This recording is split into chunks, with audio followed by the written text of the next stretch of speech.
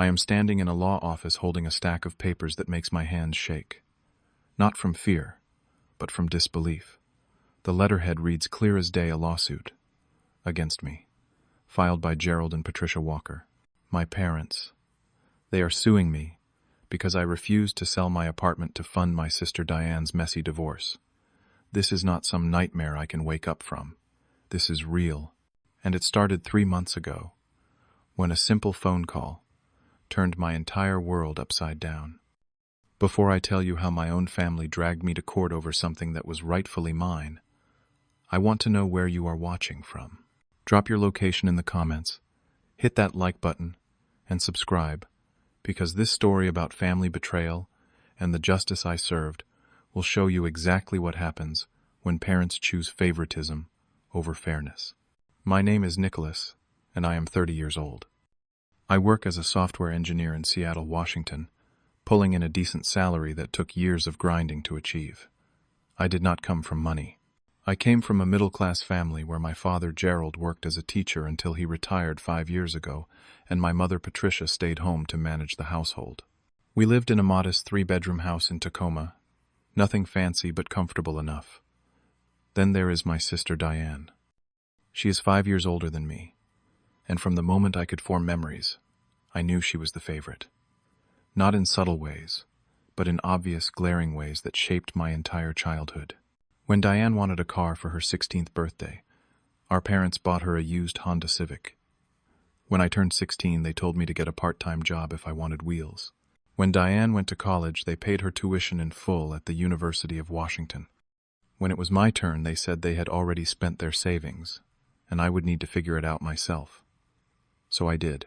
I earned a partial scholarship, worked 25 hours a week at a campus bookstore, and ate ramen noodles 4 nights out of 7. I graduated with a degree in computer science and $32,000 in student loans. Diane graduated debt-free and immediately moved into a luxury apartment in downtown Seattle that our parents helped her afford. Nobody asked if I needed help with rent when I was sleeping on a friend's couch and job hunting. Nobody checked if I was eating enough. I was the second born, the one who had to be independent, the one who had to make it on his own. I did not resent it back then. I thought maybe it would make me stronger, and in some ways it did.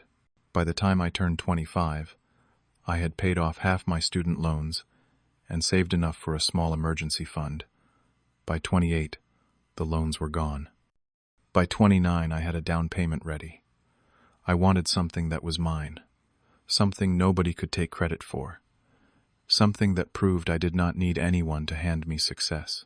That is when I bought my apartment. It is a 1-bedroom place in Capitol Hill, one of Seattle's most vibrant neighborhoods.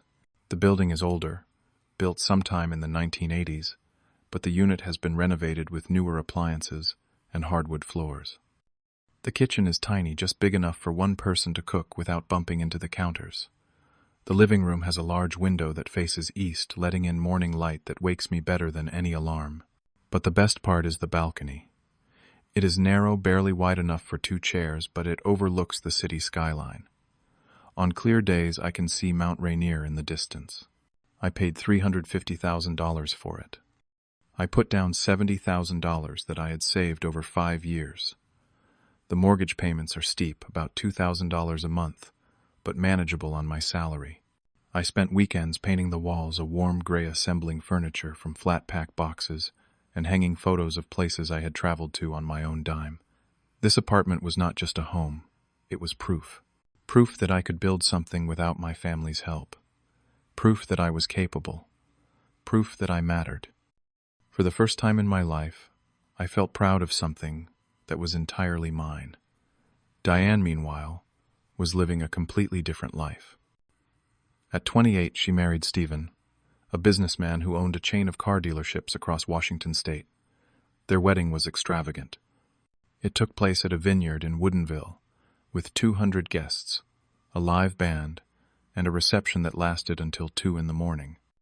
My parents paid for half of it, draining what was left of their retirement fund. Stephen paid for the other half without blinking. Their life together looked perfect from the outside. They bought a 4-bedroom house in Bellevue, with a 3-car garage, and a backyard that could fit a swimming pool. Diane drove a white Range Rover. They vacationed in Maui, Paris, and the Amalfi Coast. My parents talked about Diane constantly. At every family dinner, it was Diane this Stephen that looked at the photos from their trip to Italy. I would sit quietly, pushing food around my plate, waiting for someone to ask how my life was going. They rarely did. But about a year ago, cracks started showing. Diane called me one night, her voice shaky and raw. She told me Stephen was cheating on her. She had found text messages on his phone from a woman named Leah, his executive assistant. The messages were explicit, discussing hotel rooms and weekend getaways, while Diane thought her husband was at business conferences. Diane was devastated. She cried for 2 hours on that phone call, and I listened, trying to offer comfort even though we had never been particularly close. She filed for divorce 3 months later. Divorce is ugly. I knew that much from watching friends go through it. But Diane's divorce was turning into an absolute war. Stephen was worth millions, but most of his assets were tied up in business entities, properties, and offshore accounts. His lawyers were good. Really good. They were burying Diane's legal team in paperwork, delaying every hearing, contesting every asset. Diane hired her own team of lawyers, and they were not cheap. According to Diane, she needed private investigators to track down Stephen's hidden income. She needed forensic accountants to untangle his business finances. She needed expert witnesses to testify about asset valuation. All of this cost money. A lot of money. Diane had already burned through her personal savings about $80,000 she had in her own account. My parents gave her $50,000 from their retirement fund, which was basically everything they had left after years of helping Diane with various expenses. But it was not enough. Diane said she needed more. Specifically, she needed another $100,000 to keep her legal battle going. Without it, her lawyers would drop her case, and Stephen would win by default, leaving her with almost nothing in the settlement. That is when my mother called me. It was a Friday evening in late September. I had just gotten home from work and was planning to make spaghetti and watch a movie. My phone rang. "Mom," I answered, expecting the usual small talk. Instead, her voice was strained, almost pleading. "Nicholas, honey, we need to talk about Diane." I leaned against the kitchen counter, already sensing where this was going. "What about her?" "She is running out of money for the divorce. The lawyers are asking for another retainer, and if she does not pay, they will quit. Stephen's team will destroy her. She will lose the house, the car, everything." I sighed. "Mom, I know it is hard, but Diane is an adult. She has to figure this out. She cannot do it alone, Nicholas. She needs family support." There was a long pause. Then she said it. "We were hoping you could help her, financially." My stomach dropped. "How much are we talking? $100,000. I almost laughed. Not because it was funny, but because it was so absurd. "Mom, I do not have that kind of cash just sitting around. We know, sweetheart. But you have your apartment. You could sell it. Or take out a home equity loan. Just temporarily. Once Diane wins her settlement, she will pay you back. I promise." I felt my jaw tighten. "You want me to sell my apartment or borrow against it? Just until this is over?" "No." The word came out harder than I intended. "Mom, that apartment is the only thing I own. I worked 5 years to save for it. I am not selling it." Her tone shifted. It went from pleading to cold in an instant. "So you are going to let your sister lose everything? After everything we have done for you, done for me, I could not believe what I was hearing. What exactly have you done for me? You paid for Diane's college, not mine. You bought her a car, not me. You helped her with rent, with her wedding, with everything. I have been on my own since I was 18. That is not fair, Nicholas. We did the best we could, and I am doing the best I can. I can give Diane $10,000 from my savings. That is all I have to spare, 10,000. Her voice was sharp now. That is nothing. That will not even cover a month of legal fees. Then I guess it is not enough." She hung up on me. I stood there in my kitchen, staring at my phone, feeling like I had just been punched in the gut. I knew my family had always favored Diane, but this was different. This was not about forgetting my birthday. or skipping my work promotion celebration. This was about expecting me to give up my home, my security, my future because Diane made a bad choice in marrying a cheater. Over the next 2 weeks, the calls kept coming. My father Gerald called me almost every day. His approach was different from my mother's. He was stern, authoritative, like he was scolding a child. Family comes first, Nicholas. Your sister needs you and you are turning your back on her. I am not turning my back. I offered what I can. $10,000 is insulting. You know she needs more.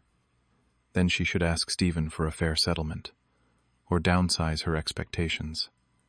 She should not have to downsize. She deserves everything she is fighting for, and you have the means to help her get it. I do not have the means, Dad. I have a mortgage, and bills, and a life to live. You are being selfish. That word, selfish. It stung more than I expected. I had spent my entire life trying not to be a burden. I had worked multiple jobs, paid my own way, asked for nothing, and now I was selfish because I would not hand over my apartment. Then Diane called. She was crying again, but this time it felt different. It felt manipulative. Nicholas, please. I have always been there for you. Why cannot you be there for me now? I wanted to ask when she had been there for me, when I needed help with tuition, when I was working 60-hour weeks to make rent, when I was stressed and alone and struggling. But I did not. Instead I said, I am here for you. I am giving you $10,000. That is all I can do. That is not enough. Her voice cracked. You are my brother. You are supposed to help me. I am helping. Just not in the way you want. You are the worst brother ever. She hung up. I felt hollow, angry, hurt, but also certain. I was not going to give up my apartment for this. 2 days later, my mother called again. This time her tone was formal. Your father and I want you to come over for dinner tomorrow night. We need to talk things through like adults. I agreed, hoping maybe we could find some middle ground. Maybe they would understand my side. I was wrong. I arrived at my parents' house in Tacoma at 6:30 on a Wednesday evening. The house looked the same as always. The lawn was neatly mowed, the flower beds full of autumn chrysanthemums. I parked on the street and walked up the driveway, feeling an odd sense of dread. My mother opened the door before I could knock. She smiled, but it did not reach her eyes. Come in, honey. We are all in the dining room. I stepped inside and froze. Sitting at the dining table were my parents, Diane, and a man in a suit I did not recognize. He had graying hair, wire-rimmed glasses, and a leather briefcase resting beside his chair. Nicholas, this is Mr. Harrison, my father said. He is Diane's attorney. My stomach turned. What is this? Just a conversation, my mother said lightly. We thought it would be helpful to have everyone in the same room. I should have left right then, but I did not. I sat down, my shoulders tense, my hands folded on the table. Mr. Harrison cleared his throat and opened his briefcase, pulling out a manila folder. Nicholas, I understand your family has asked you to help fund Diane's legal battle and you have declined. I did not decline. I offered what I could. $10,000, Mr. Harrison said, as if it were an insult, which, as you know, is insufficient for the level of legal representation Diane requires. That is all I have available. But you have an asset, he continued. A property in Seattle valued at approximately $350,000. Your equity in that property is substantial. We estimate you could liquidate it or borrow against it for at least $150,000. I stared at him. You want me to sell my home? We are proposing a temporary solution, he said smoothly. You sell the apartment, move in with your parents temporarily to save on rent, and once Diane receives her settlement from Stephen, which we estimate will be in the range of $800,000 to $1 million, she will repay you in full. You could then purchase a new property, possibly even a better one. I looked around the table. My mother was nodding. My father was watching me with stern expectation. Diane was dabbing her eyes with a tissue. And if Diane does not win, I asked, If Stephen's lawyers are better, and she gets less than expected. Silence. Then what I pressed. I have sold my apartment. I am living with my parents, and Diane cannot pay me back. Where does that leave me? That would not happen, Mr. Harrison said quickly. You cannot guarantee that. We are confident in our case, he said. But you cannot guarantee it. Another silence. I stood up. No, I am not selling my apartment. I worked too hard for it. It is mine, and I am not risking my future on a maybe. Diane burst into tears. See, he does not care about me at all. My mother reached across the table. Nicholas, please, be reasonable. I am being reasonable. What you are asking is insane. My father stood, his face red with anger. He pointed a finger at me. If you do not help your sister, do not bother calling yourself part of this family. I looked at him, at all of them, and felt something break inside me. Fine. I walked out. I got in my car and drove back to Seattle, my hands gripping the steering wheel so tight my knuckles turned white. I did not cry. I just felt numb. 2 weeks later, someone knocked on my apartment door. It was a Saturday morning. I answered in sweatpants and a t-shirt, holding a cup of coffee. A man in a dark jacket handed me a large envelope. Nicholas Walker. Yeah, you have been served. He turned and walked away. I stood there staring at the envelope. My hands trembled as I tore it open. Inside was a lawsuit, filed by Gerald Walker and Patricia Walker, against me. The claim was breach of oral contract and unjust enrichment. They were arguing that when I was a child, there had been an unspoken family agreement that all assets and resources would be shared during times of crisis. They claimed that because they had raised me, fed me, clothed me, and sheltered me, I owed a debt to the family. They were demanding that I either sell my apartment and give Diane $150,000 or pay that amount in cash as compensation. I read the document 3 times, unable to process it. My own parents were suing me. They were trying to take my home. I sank onto my couch, the papers scattered around me. My chest felt tight. My vision blurred. I could not breathe properly. This was not happening. This could not be happening. But it was. The first thing I did was find a lawyer.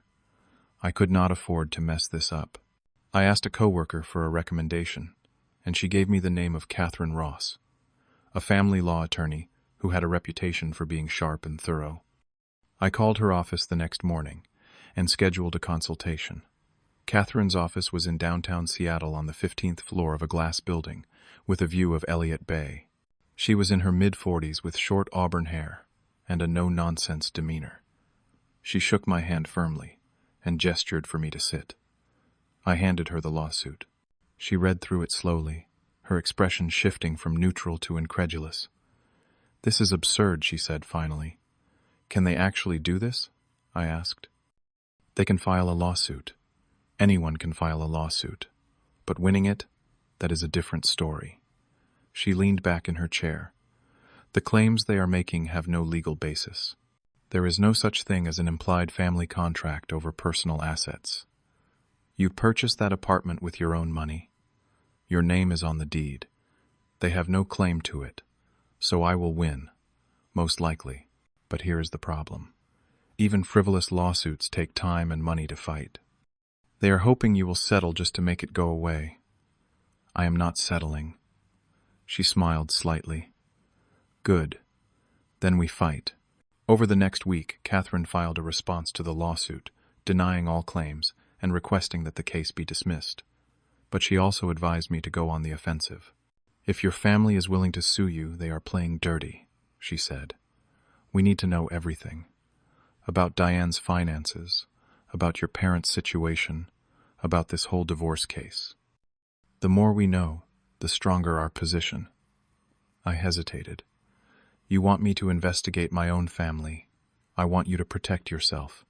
If they are lying about needing money, we need to prove it." So I hired a private investigator. His name was Jake Martinez, a former police detective who now ran his own agency. He was in his early 50s, with a shaved head and a calm, measured way of speaking. I met him at a coffee shop in Ballard and explained the situation. "You want me to look into your sister's finances?" he asked. "And my parents. I need to know if they are telling the truth about how much money Diane needs, and if there is anything else going on." Jake nodded. "Give me 2 weeks." 2 weeks later, Jake called me. "We need to meet. I have found some things." We met at the same coffee shop. He slid a folder across the table. Inside were bank statements, receipts, and printed screenshots. "Your sister has been lying," Jake said bluntly. My heart sank. "About what?" "About how much she has spent on legal fees. According to her attorney's billing records, which I obtained through a contact, her total legal costs so far are about $60,000. Not $200,000 like she claimed." What I felt my stomach turn. And there is more. 3 months ago, Diane withdrew $50,000 from a joint account she shared with Stephen. She did not report it in the divorce filings. That money is hidden. Where did it go? Jake flipped to another page. Shopping, travel.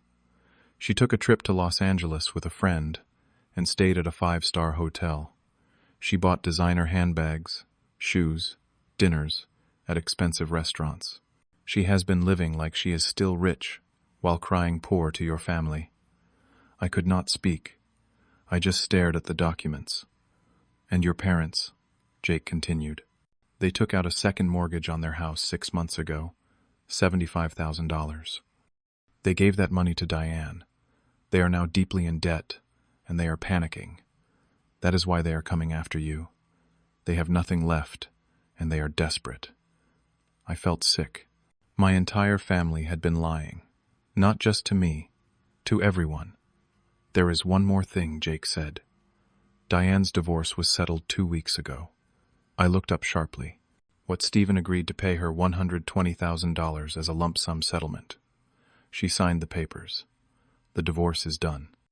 "But she has not told your parents. Or you."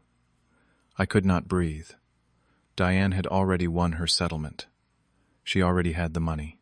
And yet my parents were still suing me, still demanding I sell my apartment based on a lie. Catherine used every piece of evidence Jake had found. She filed motions, submitted the bank records, included photos of Diane's shopping sprees. She requested that the case go to trial so a judge could see exactly what was happening. The trial date was set for early November. On the day of the hearing, I walked into the King County Superior Courtroom, wearing my only suit. My hands were sweating. Catherine sat beside me, calm and composed. Across the aisle sat my parents and their lawyer, Mr. Harrison. Diane was not there. She had conveniently found an excuse not to attend. The judge was a woman in her 60s, with sharp eyes and a stern expression. She reviewed the case files, then looked up at Mr. Harrison. "Counselor, explain to me the basis of your client's claim." Mr. Harrison stood. "Your Honor, my clients raised their son Nicholas and provided for him throughout his childhood. There was an understanding within the family that in times of hardship, family members would support one another. Nicholas has refused to honor that understanding despite his sister's urgent need for financial assistance during her divorce." The judge turned to Catherine. Response. Catherine stood. "Your Honor, there is no legal basis for this claim. Mr. Nicholas Walker purchased his apartment with his own funds. His parents have no ownership interest in the property. Furthermore, we have evidence that the financial need described by the plaintiffs is based on false information." She submitted the documents. The judge read through them slowly. Her expression darkened. "Mr. Harrison, are your clients aware that the defendant's sister has already settled her divorce and received a significant sum of money?" Mr. Harrison looked confused. He turned to my parents, who were whispering frantically to each other. I was not aware of that, Your Honor." "Are your clients aware that their daughter has misrepresented her financial situation, including hiding assets and spending substantial amounts on non-essential purchases?" My mother's face went pale. My father stared at the table. The judge set the papers down. "This case is dismissed. The The claims are without merit. Furthermore, I am ordering the plaintiffs to pay the defendant's legal fees in the amount of $15,000. Using the court system to coerce a family member into giving up personal property is an abuse of process. I will not tolerate it. The gavel came down. It was over. I walked out of the courtroom in a daze. Catherine patted my shoulder. You did the right thing. I nodded, but I did not feel victorious. I felt hollow. My parents did not speak to me as they left. My mother was crying. My father looked 10 years older. I wanted to feel sorry for them. Part of me did. But a bigger part of me was just angry. A week later, my mother called. I almost did not answer, but I did. Nicholas, she said, her voice trembling. I am so sorry. I waited. We were just trying to help Diane. We did not think it would go this far. You sued me, Mom. You tried to take my home. I know. But you have to understand we were scared. We thought Diane would lose everything. She lied to you. She already had the money. She just wanted more. Silence. I am sorry you felt hurt, she finally said. Felt hurt. As if my feelings were the problem, not her actions. That is not an apology, I said. That is you avoiding responsibility. I did the best I could. No, you did not. You chose Diane over me. Again. And this time you tried to destroy my life to save hers. That is not fair. It is the truth. I hung up. My father never called. He was too proud, too stubborn, to admit he was wrong. Diane unfriended me on every social media platform and blocked my number. I heard through a mutual acquaintance that she had used her settlement money to buy a new condo and a luxury car. She was living her best life, while my parents struggled to pay off the second mortgage they had taken out for her. I did not reach out. I did not send holiday cards. I did not attend family dinners. I cut them out completely. At first it was painful. I felt lonely. I wondered if I had been too harsh. But as the months passed, I started to feel lighter. I realized I had not lost my family. I had lost people who never truly valued me. I started building a new life. I made deeper connections with coworkers. I joined a community running group and met people who invited me to their homes for game nights and barbecues. I volunteered at a local food bank and found meaning in helping others who were struggling. I made friends who appreciated me for who I was, not for what I could give them. My apartment became a gathering place. On Friday nights, I would host dinners. My friends would bring wine and dessert, and we would cook together, laugh together, and share stories. These people showed up for me in ways my family never had. They celebrated my promotion at work. They helped me move furniture when I bought a new couch. They checked in when I was feeling down. This was what family was supposed to feel like. One evening in late spring, I sat on my balcony with a glass of wine, watching the sun set over Seattle. The sky was painted in shades of pink and orange, and the city lights were beginning to flicker on. Mount Rainier stood in the distance, its peak glowing in the fading light. I thought about everything that had happened, the lawsuit, the betrayal, the pain, and I realized something. I had won, not just in court but in life. I had stood up for myself. I had refused to let my family take what I had worked for. I had chosen my own worth over their demands. And I was still here, in my apartment, the one I had fought so hard to keep. It meant more to me now than ever before. Not just because it was mine, but because I had defended it. I had proven that I would not be manipulated or guilt-tripped into giving up my future. I had learned that saying no to family does not make you selfish. It makes you strong. Real family is not about blood. It is about respect. It is about love that does not come with conditions. It is about people who want to see you succeed, not people who want to take from you. Sometimes the biggest betrayal comes from those who are supposed to love you unconditionally. But when you stand firm in your truth, you make room for people who will love you the right way. And that apartment, it is still mine. And it means more to me now than ever before because I fought for it. And I won. Now I want to hear from you. Have you ever had to stand up to your own family? Have you been asked to sacrifice something important for someone who did not deserve it? Drop your story in the comments. Hit that like button if this resonated with you. Subscribe if you want more real-life stories about standing up for yourself. And share this with someone who needs to hear that it is okay to choose yourself. Thank you for listening. I hope you find the courage to protect what is yours, no matter who asks you to give it up.